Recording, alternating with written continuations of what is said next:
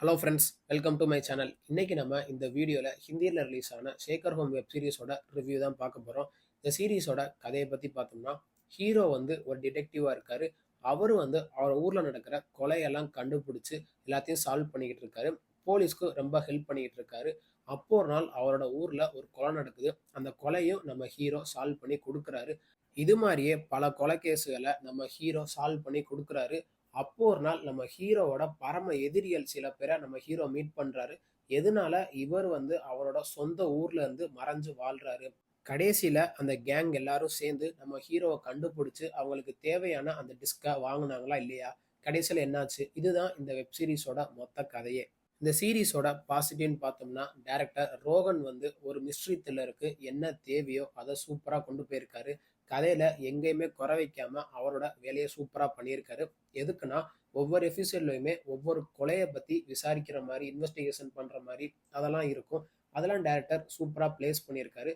அதே மாரி 3வது எபிசோட்ல நம்ம எதிர்பார்க்காம ஒரு ட்விஸ்ட்டும் வச்சிருப்பாங்க. அதெல்லாம் ஓரளவுக்கு டைரக்டர் சூப்பரா பிளேஸ் பண்ணியிருக்காரு. அதுக்கு தகுந்த மாரியே வெப் சீரிஸ்ல நடிச்ச எல்லா ஆக்டருமே அவங்களோட ஒர்க்க சூப்பரா பண்ணியிருக்காங்க. முக்கியமா ஹீரோ வந்து அந்த இன்வெஸ்டிகேஷன் பண்ற சீனா இருக்கட்டும், அந்த கொலைய கண்டுபிடிச்சு அந்த போலீஸ்க்கு தெரிவிக்கிறது, அந்த டிஸ்க மறைச்சு எங்க வச்சிருக்காரு, அதெல்லாம் டைரக்டர் சூப்பரா பிளேஸ் பண்ணியிருக்காரு. அதே மாரி ஃபர்ஸ்ட் எபிசோட்ல அந்த கொலைகாரன் வந்து இந்த மாத்திரைய வச்சு தான் எல்லாத்தையும் கடத்தி கொல்றான் அப்படின்னு அதெல்லாம் டைரக்டர் வந்து சூப்பரா காமிச்சிருக்காரு. எதுக்குன்னா, அந்த மாத்திரைய வந்து அந்த வில்லன் கைக்குள்ள தான் வச்சிருப்பான். அத வந்து ஹீரோ சூப்பரா கண்டுபிடிப்பாரு. அதான் டைரக்டர் சூப்பரா பிளேஸ் பண்ணியிருக்காரு.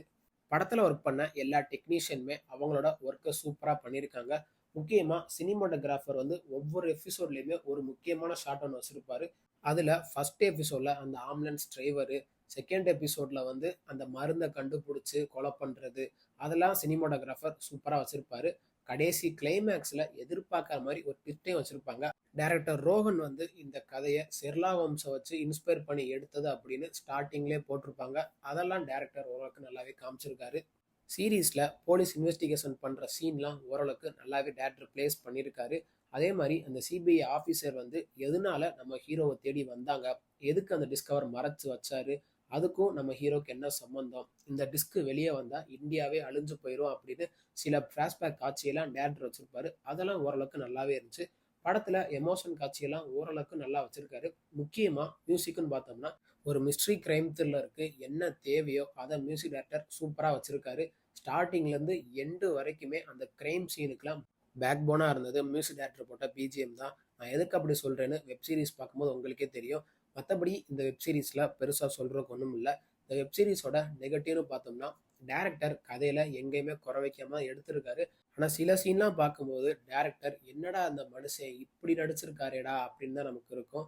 எதுக்குன்னா, ஹீரோ வந்து ஸ்டார்ட்டிங்ல இருந்து எண்டு வரைக்குமே அந்த கிரைம கண்டுபிடிக்கிறதுலாம் ஓரளவுக்கு நல்லா இருந்தாலும், சில சீன்லாம் பார்க்கும்போது என்னடா இந்த மனுஷன் யாராலையும் கண்டுபிடிக்காதெல்லாம் இந்த மனுஷன் வந்து பார்க்குறாரு, டக்குன்னு கண்டுபிடிச்சிடுறாரே அப்படின்னு இருக்கும் சில சீன்லாம். அதெல்லாம் டைரக்டர் கொஞ்சம் அவாய்ட் பண்ணியிருக்கலாம். மத்தபடி இந்த சீரிஸ்ல பெருசா நெகட்டிவ்னு சொல்றதுக்கு ஒண்ணும் இல்ல. இந்த வெப் சீரிஸ் வந்து ஒரு 18+ வெப் சீரிஸ் தான். அதனால இந்த வெப் சீரிஸ முடிஞ்ச அளவுக்கு தனியா உட்காந்து பாருங்க. பேட் வேர்ட்ஸ்லாம் கொஞ்சம் அதிகமாவே யூஸ் பண்ணியிருக்காங்க. மத்தபடி இந்த வெப் சீரிஸ்ல பெருசா சொல்றதுக்கு ஒண்ணும் இல்ல. இந்த வெப் சீரிஸ் ஓடிடி தளமான ஜியோ ஹாட்ஸ்டார்ல தமிழ் டப்பிங் வெர்ஷனோட அவைலபிளா இருக்கு. தமிழ் டப்பிங் வெர்ஷன்லாம் லிப்சிங் கூட பெர்ஃபெக்ட்டா பண்ணியிருக்காங்க. அதுல எங்கேயுமே குறை வைக்கல. இந்த வெப் சீரிஸ்க்கு நம்ம குடுக்குற ரேட்டிங் பார்த்தீங்கன்னா 10க்கு 7.3 குடுக்கலாம். இந்த வீடியோ உங்களுக்கு பிடிச்சிருந்தா மறக்காம நம்ம சேனலை லைக் பண்ணி, கமெண்ட் பண்ணி, ஷேர் பண்ணுங்க. மறக்காம நம்ம சேனலை சப்ஸ்கிரைப் பண்ணி பக்கத்துல இருக்க பெல் பட்டனை கிளிக் பண்ணி விட்டுருங்க. தேங்க்யூ ஃபார் வாட்சிங் திஸ் வீடியோ.